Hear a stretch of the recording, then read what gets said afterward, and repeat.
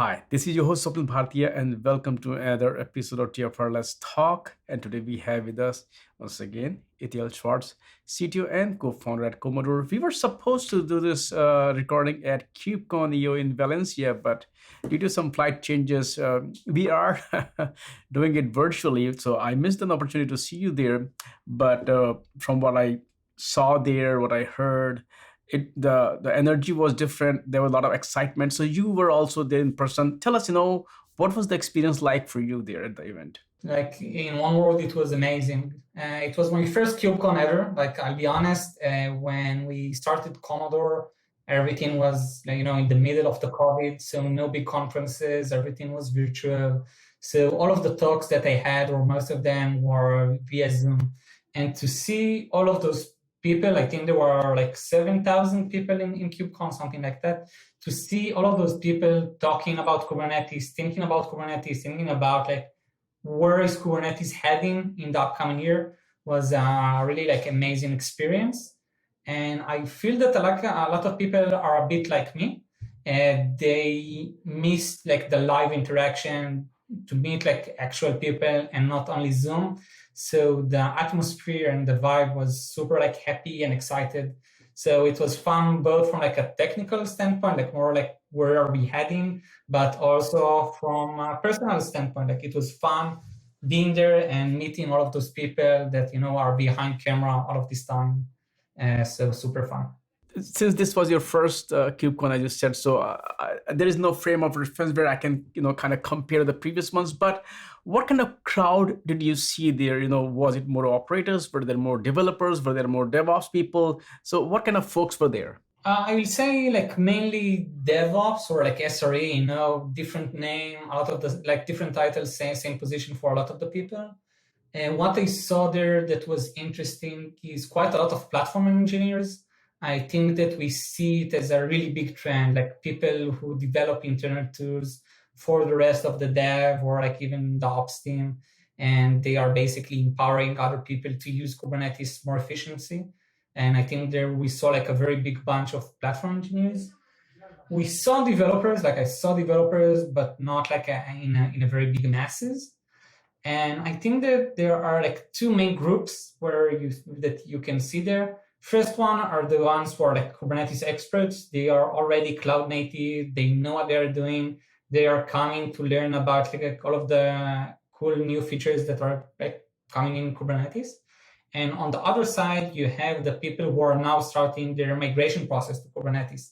And they come to learn and to understand and to choose the right tools or to choose the right technologies when it comes to Kubernetes. And they are much more eager to learn. So it was nice to see the difference between the two. So super fun as well, like talking with both of those groups, understanding the different needs and so on. In addition to meeting all these folks, did you also see a pattern in the kind of discussions that were happening there, which also gives us kind of an insight into what are the trends that are there that you notice, which makes sense, not only from Komodor's perspective, but for where you see the cloud native or Kubernetes ecosystem is moving? Yeah, I think like we saw a couple of interesting trends. First off is Kubernetes as a bridge for multi-cloud or even hybrid solutions. Like we saw quite a lot of those. How and what's the best way to go more like to more than one cloud vendor or to be on-prem and on the cloud as well. It's something that I think Kubernetes is like great platform to use in order to achieve it like quite easily, because Kubernetes acts pretty much the same even if you're on-prem on Google Cloud or on AWS. So we saw a lot of people from like that direction that they are like trying to understand what's the best way to manage the Kubernetes across all of those different places. So this is like very, very interesting like conversation that we saw. And I think that both from Komodor perspective and the industry as a whole, like observability. I think there were a lot of observability tools that help developers and DevOps to understand, to troubleshoot, to monitor. We see more and more of those kind of like both like the demand and also a lot of like new cool startups in that area.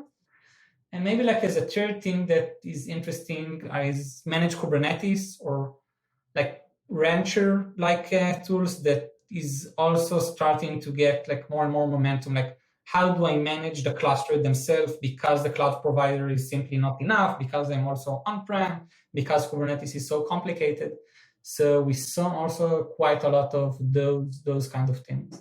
Of course, the adoption of Kubernetes is growing. That is evident from the gathering there at this event. One thing that I keep hearing about Kubernetes, and this is nothing new, is complexity. Even when I talk to the folks, they're like, that complexity is not going to go away. CNC of landscape will have more logos, not less, which actually could be a good thing or a bad thing depending on who you look at it. From a user's perspective or developer's perspective, they do get overwhelmed, intimidated with this complexity, but which also creates an opportunity for folks like Komodor to help solve those problems. So from your perspective, how do you see this? Adoption is also growing, but complexity is also growing. So where do you think see things are heading? I think that we're still in the trend that complexity is only on the rise. Like, I don't see it like decreasing. I believe that we will reach some sort of like, peak sometime. At least I hope for the industry where things are going to get stable. But, like you said about the CNCF ecosystem, you can like press refresh on the button and a new logo will pop up. And the complexity is the combination of all of those different tools and all of those different options and the usage of all of them. So I think that when you see that you now must use service mesh and you must use like a CD solution and you want to have the database on top of Kubernetes. So there are like it's very hard like to do persistence on top of Kubernetes. And you try to do so many different things on top of Kubernetes that like, I think that I know Kubernetes like quite well. I'm doing that for the last 5 or 6 years. And there were like a bit of like kind of big companies that I didn't really know.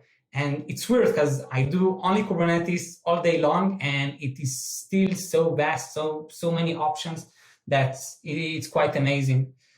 So I think complexity is only going to get like worse until it's going to improve. We're still at the stage when people are trying to understand what's the best way to manage, to handle Kubernetes. And until we will have more best practices, more tools that are like de facto like standard, I don't see like a decrease in that. I think that for like the observability space, like the APM login and so on, I think that there is like a nice status quo. I think that most people are using like Datadog as a commercial solution, or I don't know, like Grafana and Prometheus as the open source cool things.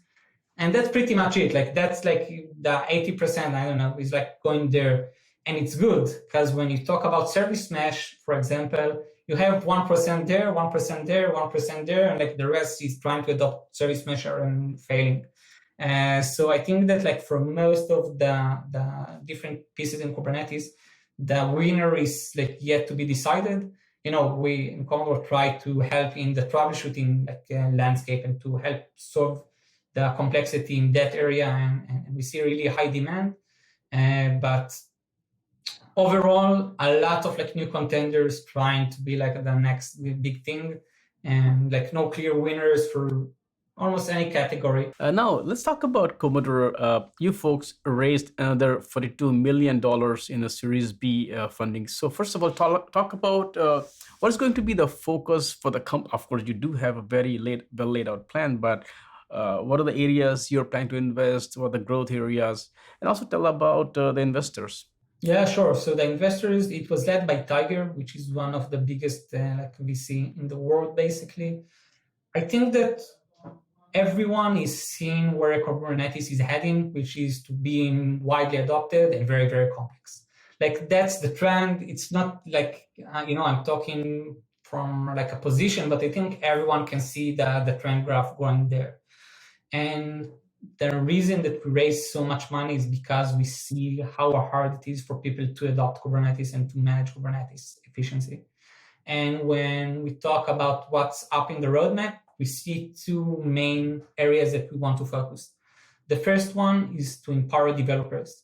We see more and more shift left movement, more platform teams trying to help the developers to troubleshoot issues on their own. And in that area, the focus is simplicity. And Komodor tries to give developers a very crisp insights on what's the issue, what they should do next, and to be able to take people who are not experts to like an expert level. So that's like one thing that we're really investing in. The second thing is to help the like SRE or DevOps to solve issues faster. And that is like a different persona, a different use case. We try to bring people who are experts, who like troubleshoot most of their day out of the times and put enough fires, more tools in order to solve issues in Kubernetes. And for them, what we're doing is we're giving something which is like completely holistic, the ability to examine changes and problem across your stack, from the single pod to the fact that you just changed the cluster version, to a problem with the load balancer, or to a problem with the PVC that only happens on a specific node. So we try both to ease the life of the developers so they can be much more effective, but on the other hand, to bring the tools necessary for like Kubernetes operators so they will be able to solve like the issues faster. We see like from a lot of our customers that the SRE teams simply doesn't have time to be proactive because there are so many problems, so many issues that they are forced to be reactive. And we try to shift the paradigm so we can help them move from like to offense from defense. Itiel, thank you so much for taking time out today, and of course, talk about some of the big trends you're seeing, where you see the space is moving, and also about the funding round. I wish we could have done this in person, but hopefully next time. But I really appreciate your time today. Thank you. Thank you very much, and I hope to do it next time in person.